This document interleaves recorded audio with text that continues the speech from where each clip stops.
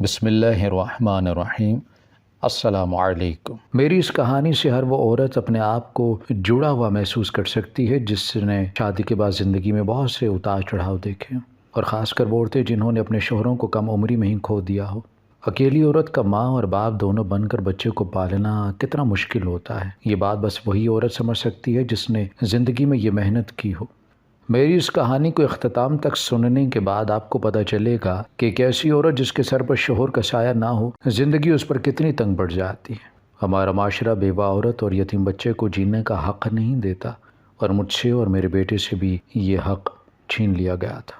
میرا نام سمینہ ہے۔ میرا شمار ان عورتوں میں ہوتا ہے جو شادی کے بس کچھ مہینے ہی خوشیوں بھری گزارتے ہیں اور پھر طرح طرح کے روگ ان کا مقدر بن جاتے ہیں۔ میرے شوہر فراز نے مجھ سے اپنی محبت سے شادی کی تھی۔ ان کے گھر والے اس رشتے پہ بالکل بھی راضی نہ تھے، کیونکہ میرا تعلق غریب گھرانے سے تھا اور یہی میرا گناہ تھا۔ میرے شوہر نے گھر والوں سے لڑ کر نہ صرف مجھے اپنی زندگی کا حصہ بنایا بلکہ اپنے گھر میں بھی عزت دلانے کی بھرپور کوشش کی۔ جب تک میرے شوہر گھر پر موجود ہوتے، ان کی ماں میرے ساس شکر سے بھی زیادہ شیریں ہوتی، اور جیسے ہی وہ گھر سے باہر جاتے میری ساس اپنی کڑوی زبان سے میری زندگی میں زہر گھولنے لگتی۔ شادی کے پہلے ہی مہینے میں ہی میں حاملہ ہو گئی تھی، تو میری ساس نے طرح طرح کی باتیں بنانا شروع کر دیں کہ میں تو پہلے سے ہی حاملہ تھی، بد کردار تھی۔ میں نے ان کے معصوم بیٹے کو اپنے جال میں پھنسایا تھا تاکہ جلد سے جلد اس سے شادی کر کے اپنے دامن کے داغ کو چھپا سکوں، اور پتہ نہیں کیا کیا وہ کچھ میرے کردار کے حوالے سے کہتی چلی گئی، جبکہ اس بات میں کوئی سچائی نہیں تھی۔ میری کوکھ میں جو اولاد تھی وہ میرے شوہر کی ہی تھی، لیکن میری ساس، انہوں نے سارے زمانے کے آگے ایسا الزام مجھ پر لگائے تھے کہ میں نے کانوں میں انگلیاں ٹھونس لی تھی۔ میرے شوہر کسی کاروباری کام سے دوسرے شہر گئے ہوئے تھے اور انہیں میرے حاملہ ہونے کی خبر نہیں تھی۔ میں نے سوچا تھا کہ وہ لوٹ کر آئیں گے تبھی میں انہیں یہ خبر سناؤں گی اور پھر وہی اپنی ماں کو بتائیں گے کہ یہ بچہ ان کا ہے، لیکن قسمت نے ایسی نوبت ہی نہیں آنے دی تھی اور میرے شوہر لوٹ کر نہیں آئے تھے، بلکہ ان کا جنازہ گھر لوٹا تھا۔ گھر میں کوہرام سمجھ گیا تھا۔ مجھے تو اپنی آنکھوں پر یقین ہی نہیں آ رہا تھا، اور پھر اچانک میری ساس نے مجھے بالوں سے پکڑ کر پیٹنا شروع کر دیا۔ نہ جانے وہ میرے بارے میں کیا کیا مغلظات بک رہی تھی، اور میں آنکھیں پھاڑے اپنی ساس کو دیکھ رہی تھی۔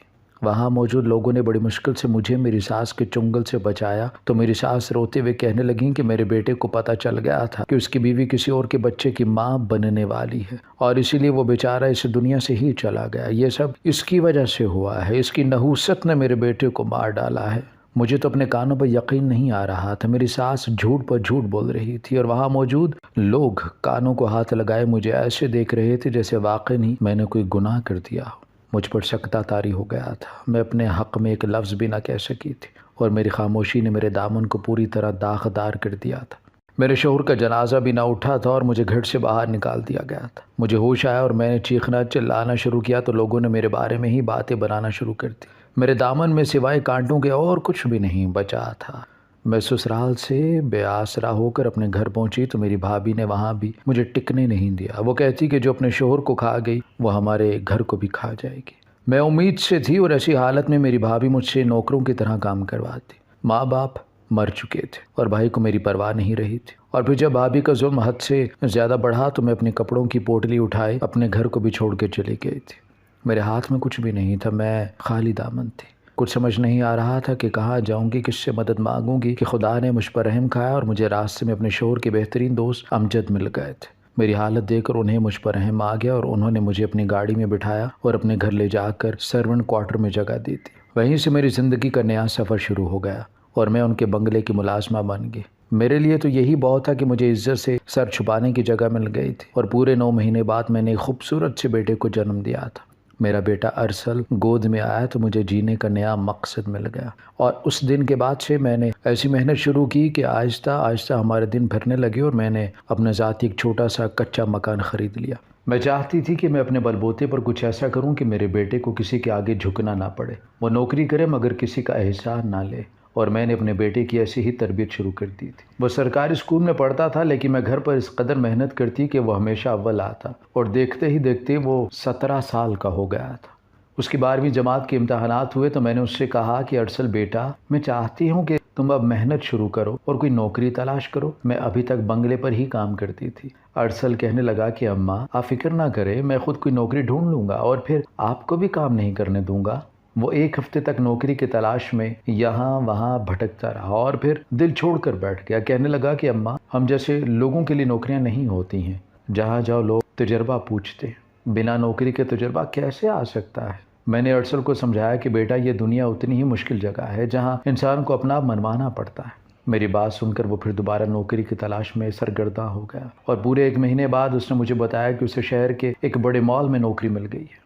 وہ چہرے سے زیادہ خوش دکھائی نہیں دے رہا تھا۔ میں نے اسے سمجھایا کہ بیٹا، نوکری چھوٹی ہو یا بڑی فرق نہیں پڑتا، انسان کو کہیں نہ کہیں سے شروعات تو کرنی پڑتی ہے۔ تم بھی اللہ کا نام لے کر شروع کر دو اور دیکھنا سب کچھ ٹھیک ہو جائے گا۔ اور واقعی نہیں، کچھ وقت میں ہی ہمارے حالات بہت زیادہ بدل گئے تھے۔ ارسل کو بہت زیادہ تنخواہ مل رہی تھی، میں نے بھی اپنے بنگلے والی نوکری چھوڑ دی تھی۔ یوں تو میں وہ نوکری نہیں چھوڑنا چاہتی تھی، لیکن ارسل کو میرا بنگلے پر جا کر کام کرنا اچھا نہیں لگتا تھا۔ اسے تو اپنے امجد انکل سے بھی بہت شکایت تھی۔ وہ کہتا کہ یہ انہوں نے کسی کی مدد کی ہے کہ آپ کو اپنے بنگلے کی نوکرانی بنا لیا۔ دراصل انہیں ایک محنتی اور وفادار ملازمہ کی ضرورت تھی اور مدد کے نام پر انہوں نے اپنا مطلب نکالا ہے۔ میں ارسل کی بات سن کر مسکرا پڑی۔ کہیں نہ کہیں یہ بات سچ بھی تھی، لیکن جو بھی تھا، امجد کی وجہ سے مجھے عزت کی چھت تو ملی تھی، ورنہ شاید میں اپنی عزت گنوا چکی ہوتی۔ میرے بھائی نے کبھی مجھے پلٹ کر نہیں پوچھا تھا اور نہ ہی میں کبھی ان کے در پر دوبارہ گئی تھی۔ میں اپنے سسرال والوں کو بھی بھول چکی تھی۔ اب میری زندگی میں صرف اور صرف ارسل تھا۔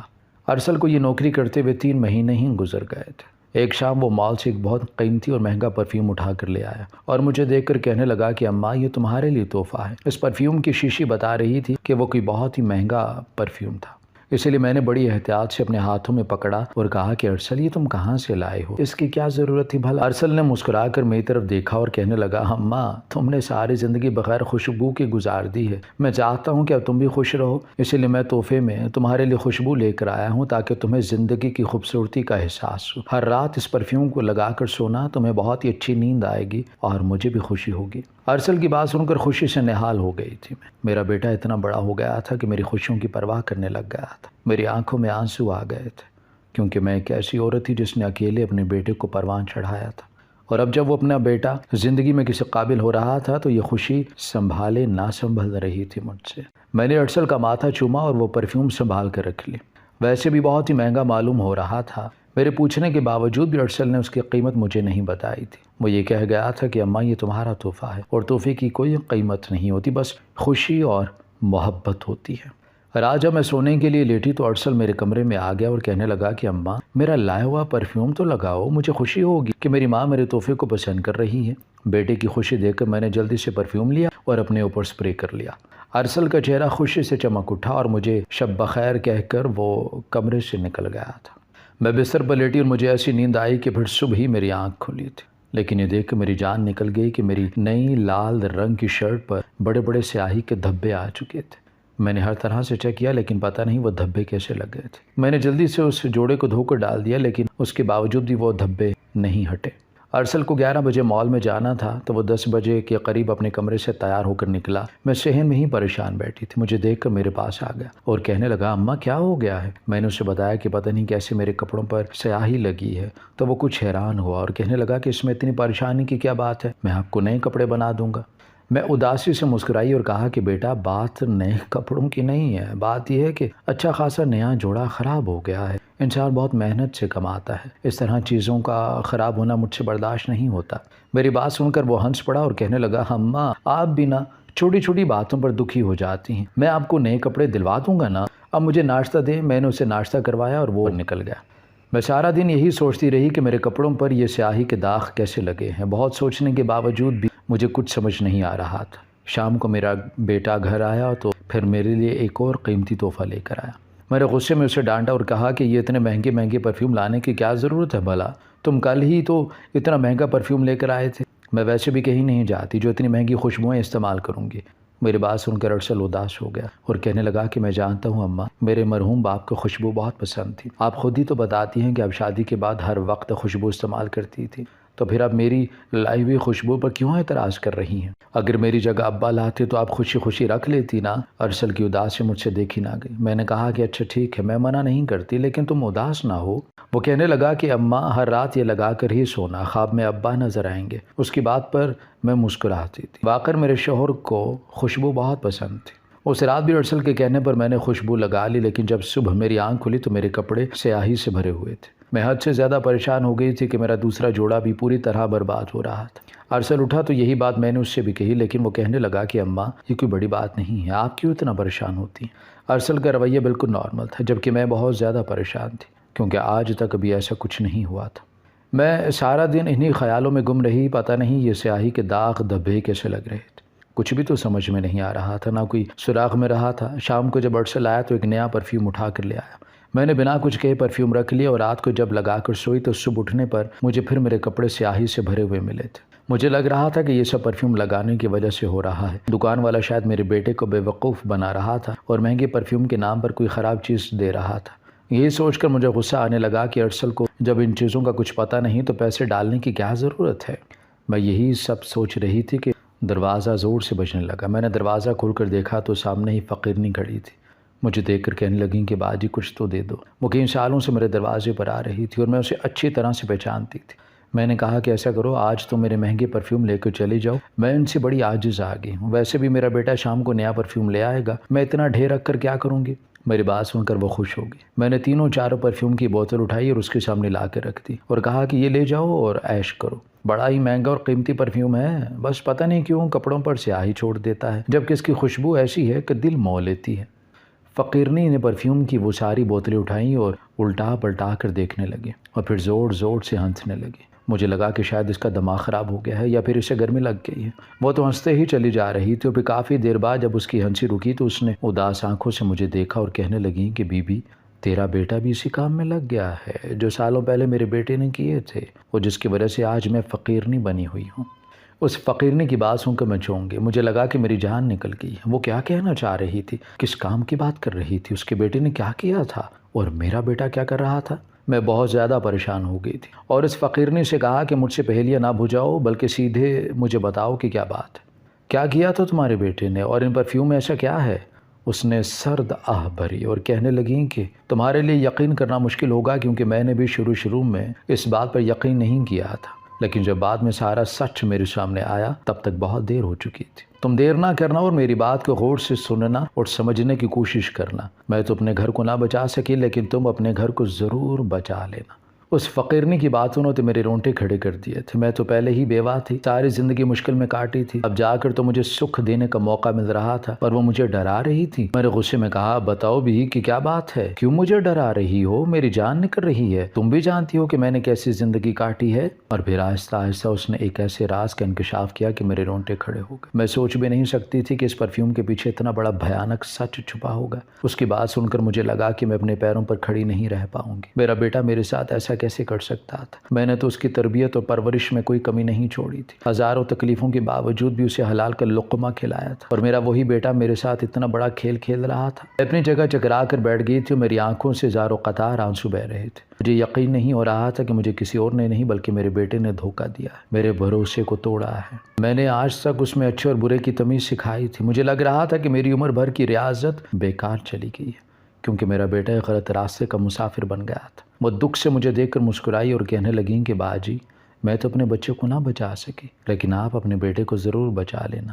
وہ آہستہ سے اٹھی اور مجھے دعائیں دیتی چلی گئی اور میں اسے جاتا دیکھتی رہ گئی۔ ایسا لگ رہا تھا کہ جیسے اس فقیرنی میں اور مجھ میں کوئی فرق نہیں رہا، ہم دونوں ہی ایک جیسی حیثیت میں آ گئے تھے۔ وہ بھی خالی ہاتھ تھی اور میں بھی خالی دامن رہ گئی تھی۔ لمحوں میں میری ساری دنیا تہس نہس ہو گئی تھی۔ میں نے بہت مشکل سے خود کو سنبھالا تھا اور کمرے میں آ کر بیٹھ گئی۔ نہ کھانے کو ہوش تھا نہ پانی کو۔ پھر شام گئے جب میرا بیٹا گھر لوٹ کر آیا تو آج پھر اس کے پاس ایک پرفیوم تھا۔ اس نے پرفیوم ایک بڑھایا اور کہنے لگا کہ اماں یہ لو، میں آج تمہارے لیے دوسری نئی مہنگی خوشبو لے کر آیا ہوں۔ میں نے آنسو چھلکاتی آنکھوں سے اپنے بیٹے کو دیکھا جس کے ساتھ میں نے کبھی سختی سے بات تک نہ کی تھی اور ایک زوردار تھپڑ اس کے چہرے پر لگا دیا۔ کچھ دیر تک وہ حیرت اور بے یقینی سے مجھے دیکھتا رہا اور پھر مجھ سے پوچھنے لگا کہ اماں کیا ہوا ہے؟ میں نے روتے ہوئے اسے بتایا کہ میں اس کا راز جان گئی ہوں۔ میں جان گئی ہوں کہ روز کیوں تم مجھے اتنی مہنگی خوشبو لا کر دیتے اور میرے کپڑوں پر سیاہی کے دھبے کیسے آتے۔ تم نے تو مجھے سیدھا سادہ سمجھ کے بیوقوف بنانا چاہا لیکن قسمت نے میری آنکھوں پر بندھی پٹی اتار دی۔ اب تم ہی بتاؤ کہ یہ سب کیا ہے اور تم نے میرے ساتھ اتنا بڑا دھوکہ کیوں کیا؟ کیا تمہیں اپنی ماں کی عزت کا ذرا بھی خیال نہیں رہا؟ تم ایک دفعہ بھی نہیں سوچا کہ جب یہ بات مجھے پتہ چلے گی تم میرے ساتھ کیا کر رہے ہو تو مجھے کتنی تکلیف پہنچے گی؟ میری بات سن کر ارسل نے بہت عجیب نظروں سے مجھے دیکھا اور کہنے لگا کیا دادی نے آپ کو گھر سے نکالنے سے پہلے سوچا تھا کیا ماموں نے کبھی پلٹ کر ہمارا حال احوال دریافت کیا؟ کیا کبھی امجد انکل نے بغیر کسی غرض کے ہماری مدد کی ہے؟ نہیں نا اما، یہ معاشرہ اتنا ہی خود غرض ہے، یہاں آپ جیسی بیوہ اور مجھ جیسے یتیم کو کوئی بھلا بنا کسی سبب کے سہارا نہیں دینا چاہتا۔ اگر ایسے میں نے اپنا مستقبل بنانے کے لیے کوئی قدم اٹھایا ہے تو آپ مجھے کیسے غلط کہہ سکتی ہیں؟ میرا گناہ کیا ہے؟ یہی نہ کہ اچھی نوکری نہ ملنے کی وجہ سے میں نے اس راستے پر قدم رکھا تاکہ 4 پیسے کما کر ہمارے گھر کی ضروریات کو پورا کر سکوں۔ میں نے کچھ غلط نہیں کیا ہے، یہ سب میں نے اسی معاشرے سے سیکھا ہے۔ یہاں بے حس لوگ جیتے ہیں اور حساس دل لوگ مار دیے جاتے ہیں۔ ارسل کہتا ہی چلا جا رہا تھا اور میں افسوس بھری نظروں سے اپنے بیٹے کو دیکھ رہی تھی۔ میں نے تو اسے بہت ہی اچھی تربیت دی تھی، لیکن پتہ نہیں کس نے اسے اتنا پتھر دل بنا دیا تھا۔ میں نے اسے کہا کہ تم جو کر رہے ہو وہ بہت بڑا گناہ ہے، تمہاری وجہ سے نہ جانے کتنے نوجوان نشے کی لت، اور وہ بھی راتوں کو ہمارے گھر میں آ کر تم نے کیسے میرے جیتے جی ہمارے گھر کو نشے کا اڈا بنا دیا۔ وہ تو مجھے آج فقیرنی سے پتہ چل گیا کہ جو خوشبو تم مجھے دیتے ہو دراصل وہ ایک بے ہوشی کی دوا ہے جو اپنے اثر ختم ہوتے وقت سے دھبا چھوڑ جاتی ہے، ورنہ شاید میں ہمیشہ اس بات سے بے خبر رہتی کہ تم مجھے بے ہوش کر کے میرے پیچھے ہمارے ہی گھر میں نشے کا اڈا چلانے لگے ہو۔ کون لوگ ہیں وہ جنہوں نے تمہیں اس کام پر لگایا ہے؟ تم کس کے لیے کام کر رہے ہو؟ کن لوگوں کو بھٹکا رہے ہو؟ جانتے ہو تمہاری وجہ سے کتنے جوان لڑکے لڑکیاں تباہ ہو جائیں گے؟ تم جس مستقبل کی بات کر رہے ہو وہ مستقبل صرف اور صرف ہمارے لیے بے سکونی اور بربادی لے کر آئے گا، کیونکہ غلط راستے پر چل کر کوئی کامیاب نہیں ہو سکتا۔ ارسل سر جھکائے کہنے لگا کہ جس مال میں مجھے نوکری ملی تھی وہیں ایک آدمی نے مجھے اس کام پر لگایا تھا، اور بدلے میں مجھے ہزاروں روپے بھی مل رہے تھے، جبکہ مال میں سارا دن 12 گھنٹے شوکیس کے آگے کھڑا لوگوں کو سامان دکھاتا اور بدلے میں مجھے صرف چند ہزار روپے ملتے۔ مجھے یہ طریقہ بہت ہی آسان لگا تھا، شارٹ کٹ جان کر میں نے یہ کام شروع کیا اور کامیاب بھی ہو گیا۔ گھر میں صرف آپ ہی تھیں، اسی لیے میں نے آپ کو بے ہوش کر کے لڑکے لڑکیوں کو اپنے گھر لے آیا تھا، اور اس طرح پولیس کے پکڑے جانے کا خوف بھی نہ ہوتا اور میرے اچھے خاصے پیسے بھی بن جاتے۔ میں نے اسے کہا کہ اگر تمہیں اپنی ماں سے رتی برابر بھی محبت ہے تو تم ابھی پولیس کو سارا بیان دو اور اس شخص کو گرفتار کروا دو جس نے نہ جانے تمہاری عمر کے کتنے بچوں کی زندگی تباہ کی ہے۔ میں نے بیوگی میں بڑی مشکل سے تمہیں پالا ہے، اور میں ہی جانتی ہوں کہ ایک اکیلی ماں کے لیے اولاد کو پالنا کتنا مشکل ہوتا ہے۔ میں نہیں چاہتی کہ تمہارا جیسا کوئی دوسرا ارسل اس نشے میں مبتلا ہو اور اس کی ماں جیتے جی مر جائے۔ ارسل میری بات فوراً مان گیا اور اس نے میرے ساتھ جا کر پولیس اسٹیشن میں اپنا بیان دیا، اور پھر اس کی ہی نشاندہی پر وہ آدمی پکڑا گیا جو اکیلا نہیں تھا بلکہ اس کے پیچھے ایک بہت بڑا گروہ کام کر رہا تھا۔ پولیس والے ارسل سے بہت خوش تھے اور حکومت کی طرف سے اس کو انعام بھی دیا گیا تھا۔ آج ارسل اپنی تعلیم مکمل کر کے ایک ہونہار پولیس انسپکٹر بن چکا ہے اور میں ایک پولیس والے کی ماں ہوں۔ ہم بہت زیادہ خوش والی زندگی گزار رہے تھے، اور پھر ایک دن ارسل نے بتایا کہ اسے راستے میں ایک بوڑھی عورت ملی تھی جو سڑک پر بیٹھی بھیک مانگ رہی تھی، اور اس کا حال بہت ہی خراب تھا۔ میں نے فوراً اسے کہا تو تمہیں اس کی مدد کرنی چاہیے تھی بیٹا۔ ارسل نے عجیب سی نظروں سے مجھے دیکھا اور کہنے لگا اماں وہ کوئی اور نہیں بلکہ دادی تھی۔ یہ سن کر مجھے سکتہ ہو گیا۔ ارسل نے بتایا کہ جب دادی نے آپ کو دھکے دے کے گھر سے نکالا، اس کے کچھ عرصے بعد ان کی اولادوں نے بھی انہیں گھر سے باہر نکال دیا، اور جب سے وہ آج تک اسی طرح سڑکوں کے دھکے کھا رہی، کوئی ان کا پرسان حال نہیں ہے۔